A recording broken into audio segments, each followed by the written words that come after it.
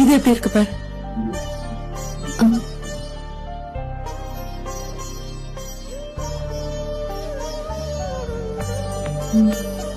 இது நல்லா இருக்கு. என்ன மாமியார் வாங்கி தராங்கன்னு சின்னதா செலக்ட் பண்றியா?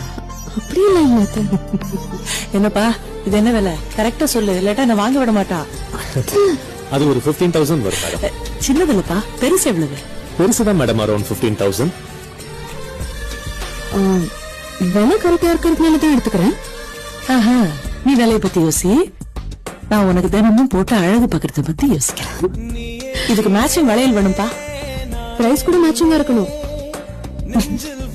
விட மாட்டா.